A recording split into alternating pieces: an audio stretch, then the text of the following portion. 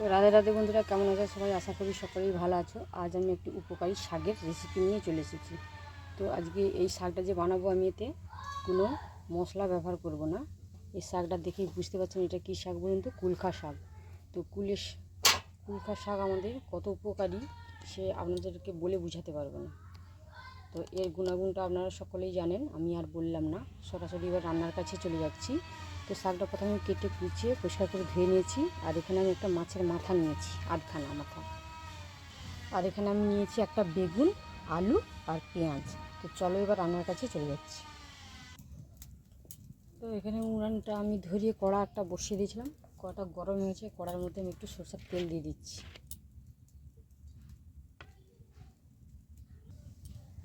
5 ফোড়ন, শুকনো লঙ্কা,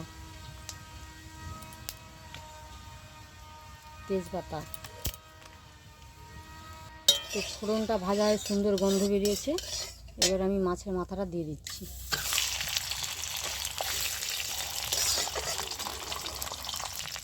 মাছের মাথাটা আমি খুন্তি দিয়ে কেটে দিচ্ছি, তাহলে ভাজাটাও ভালো হবে।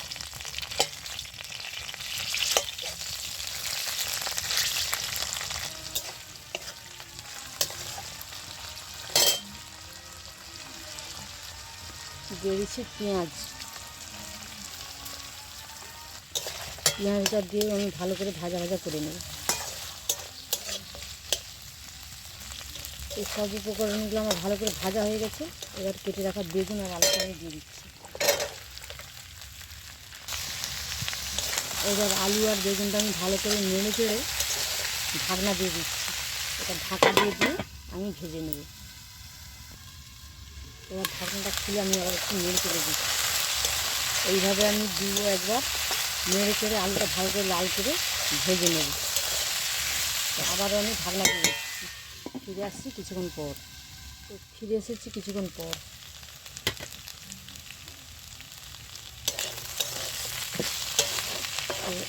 আলু বেগুনটা আমার ভাজা হয়ে গেছে।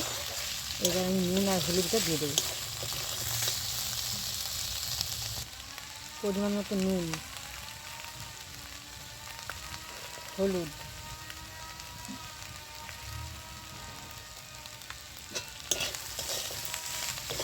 নুন আর হলুদটা আমি ভালো করে মিশিয়ে 2 মিনিটের মতো কষিয়ে নেব।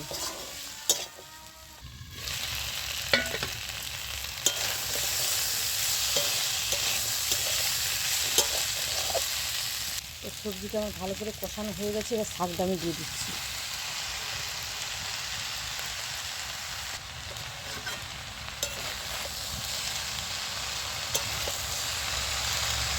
এই রান্নাটা আমি জল দেবো না, সম্পূর্ণ এমনি করবো। এই যে শাকের জলে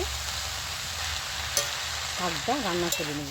শাক থেকে যে জলটা বাড়িয়ে যাবে সেই জলটার মধ্যে দিয়েই এই সবজিগুলো সেদ্ধ হয়ে যাবে। তো শাকটা আমি ভালো করে নেড়ে চেড়ে দিয়েছি। এবারে ঢাকনা দিয়ে দিচ্ছি। ঢাকনা দিয়ে কিছুক্ষণ রান্না হতে দেবো। তো ফিরে এসেছি কিছুক্ষণ পর। তো দেখুন আমি আরেকবার নেড়ে চেড়ে দিচ্ছি। শাকটা দিয়ে কীরকম জল বাড়িয়েছি দেখুন। তো আবার নেড়ে চেড়ে আমি ঢাকনা দিয়ে দিচ্ছি। যতক্ষণ না সবজিটা শাকটা আমার সেদ্ধ হচ্ছে ততক্ষণ আমি রান্না করে নেব। তো ফিরে এসেছি কিছুক্ষণ পর। ঢাকনাটা খুলে আমি দেখতেছি সবজিগুলো আমার সেদ্ধ হয়ে গেছে।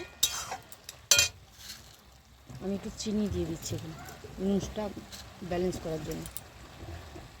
তো সবজিটা সিদ্ধ হয়ে গেছে। আমি এবার একটু খুন্তি দিয়ে আলুগুলো ঘেঁটে দিচ্ছি, তাহলে তরকারিটা লিটপিটা হবে।